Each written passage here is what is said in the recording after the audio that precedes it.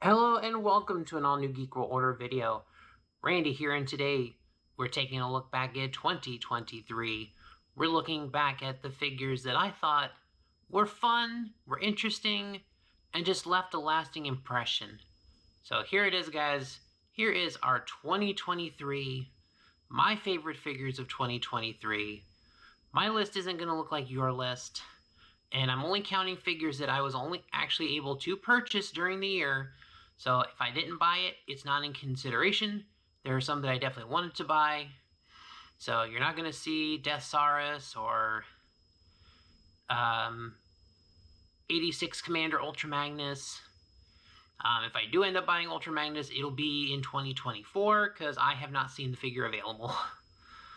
Or I have not had the funds to purchase it. So that might be on next year's list, and I think one of these figures on my list was a late release it was a late 2022 release, but I wasn't able to get it until January.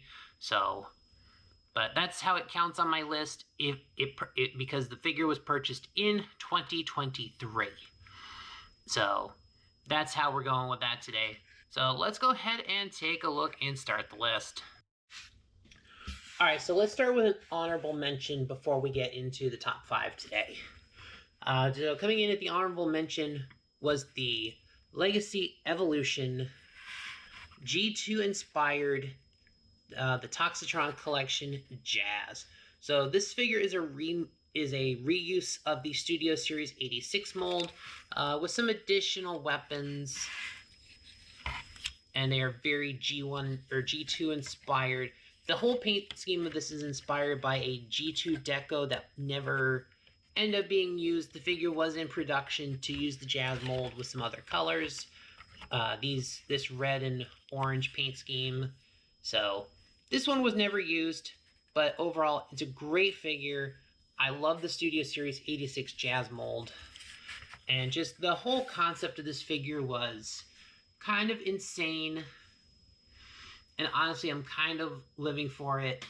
This whole figure just gets better and better the more I look at it. So I think it's just such an outlandish idea. And honestly, there were probably a couple others I should have gotten this collection. I probably should have got the Mirage figure, but overall, I ended up being glad I got this figure. And so that one is our honorable mention. And coming in at number 5 on our countdown is the Legacy Evolution Cybertron Mode Jazz. This is the Origins Jazz figure. This is fun. So this figure ended up giving us this Cybertronian alt mode, that kind of hover car thing that we saw in More Than Meets the Eye Part 1. The original episode that opened the Transformer series for us. He does have some nice details. He's got the hook feature, and so he's got a hand that kind of rotates out. You can put a hook there. He's got the more toy accurate black plastic version of his gun. But overall, this figure really just hits a nostalgia bite for us. It's really something we've been looking forward to for a long time. I know people have wanted this particular alt mode of Jazz. I don't know if the robot mode is the strongest one on the list, but it hits a nostalgia note that we wanted as collectors, and I think it made a lasting impression. So for me, this was a figure that I very much highly anticipated getting. I was very glad I ended up getting it. So he makes the list for me for my personal top 5, coming in at number 5. And coming in at number 4 on our list is the Studio Series 86 series Brawn. And yes, Brawn got a figure in this line, even though he had very little screen time. But he did have a memorable scene, even if it was for him dying, being shot in the chest.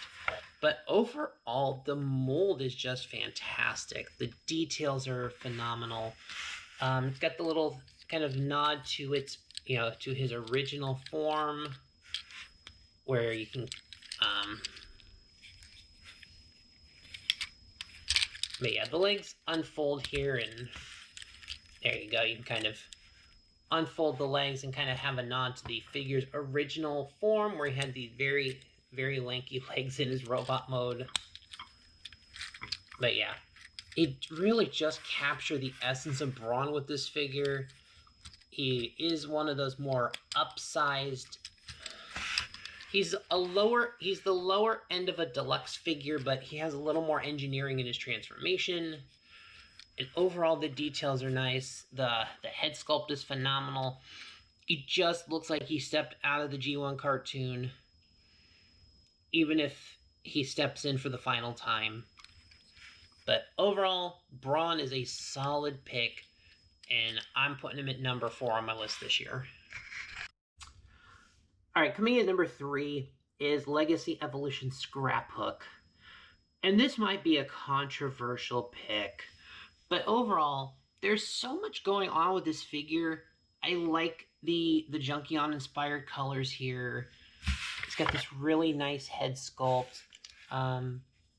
Overall, he looks fairly symmetrical for a Junkion, but he's got the extra accessories. Plus the whole gimmick of these Junkion figures, in that you can kind of pull them apart and use their limbs as armor. You can kind of combine and put these characters together, make different combinations. You can turn them into armor. You can collect all the Junkions and make like a big old combiner out of it. But ports all over the place. I really end up having more fun with this gimmick. And honestly, what is more important than playability out of a toy? I was not expecting a lot from these original characters, but it's nice to get some new characters in the Transformers mythos, especially in the main Generations line. So I thought these were a fantastic addition to the roster. Scraphook ended up being my favorite here, but overall, they've been fun. I did not expect them to be that much fun, and I think having that nod of playability just elevates them to a high level, and that's why Scraphook comes in at number 3 on my list. Coming in at number 2 on our list is Legacy Evolution Beast Wars Universe Inferno. And this figure just hit so hard. Honestly, I feel like they really did a great job of really getting the engineering down. And just look at the face sculpt on this thing. This is just the mad ant. You gotta open him up. You gotta have him with his just screaming, intense look. The head sculpt just pulls out the insanity of the character that we came to love on Beast Wars. And overall, he does a good job of incorporating the launcher here. So yeah, he's got the gun, and you kind of plug that in and get his classic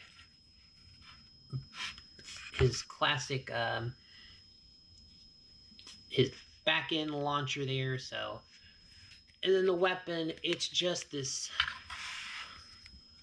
fairly large gun. I think it mostly comes in scale. I think to be a little more accurate to the cartoon, this could have been the gun could have been bigger, but I get what they were doing. Kind of have to make a compromise here, because it does have to be part of this structure, and it's got to close around it. But even then, and it does do, you can spin it around, so you've got those little details there, and it just goes into a fantastic figure, a fun figure that is just so. And this was definitely one of those we needed. Obviously we started with a lot of the characters in the Kingdom line, got a lot of our Beast Wars characters, but we definitely needed to finish out the Season 1 cast. And Inferno was one of those last to come along. And I know the line is going to continue with Season 2 and beyond characters. I know we're getting Silverbolt, Tigerhawk, which is great. Let's just keep expanding the Beast universe, because these figures were amazing. So, Inferno, number 2 on our list. So let's get to number 1. And coming in at number 1 on our list is, and I believe this was a late 2022 release, but I didn't get the figure until January of this year.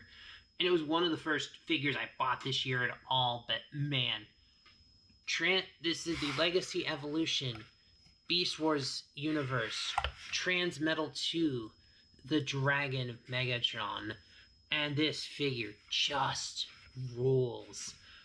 The articulation and the detail, all of the detail on the dragon head sculpt itself is fantastic. Got the great details. Even some of the parts that become like the robot chest, you see this great detailing. And this was a figure, when it came out in the original Beast Wars, had a lot of gold chrome pieces, so... But I feel like they did a great job without having to do the cost-prohibitive chrome. And just look at the wings, dude. The wingspan on this figure is phenomenal. Like, the dragon mode itself, like, this might be the best dragon transformer ever. And, of course, you've got the great articulation in the wings. And the whole figure, and even with the tail, it's still got the same great articulation. The detail on it... Okay, it doesn't... But, man, this figure just really hits a lot of great details. It was a figure... I wasn't sure what to expect out of it, but it's even in the small claws here, it's got some great detail. Really superposable. Like, even in the dragon mode, there's so much articulation. Granted, it helps that these become the robot mode legs, so you have that insane amount of articulation. It really just goes to show that this figure is... And I had a feeling it was going to be a hard time kind of topping this figure.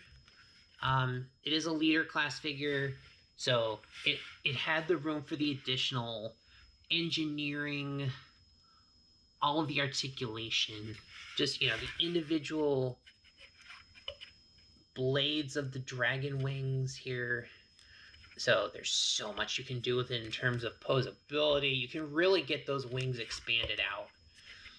This figure just is an amazing figure in a year that had so many strong contenders for figures. I just love this figure so much. And I knew it was going to be hard to top this figure in terms of what could take the top spot. So yeah, I absolutely feel this was my favorite figure of the year. I love this figure. So yeah, the Legacy Evolution Beast Wars Megatron Transmetal 2. And it's such a good concept. It proved we can have the Transmetals in the line. We can do it without the cost-prohibitive plastic chrome. Tigerhawk's going to do the same thing. So hopefully we get more of the Transmetal 2 and even the regular Transmetal characters. I would love to see Transmetal 2 Dinobot in this line. Just, this figure rocks, and I love it. So that'll do it for this video, guys. Thank you for watching. This has been my top 5 favorite Transformer figures of 2023. And thanks for watching, guys. Like, share, comment, subscribe. All those things that help the algorithm. And I will see y'all in the next one.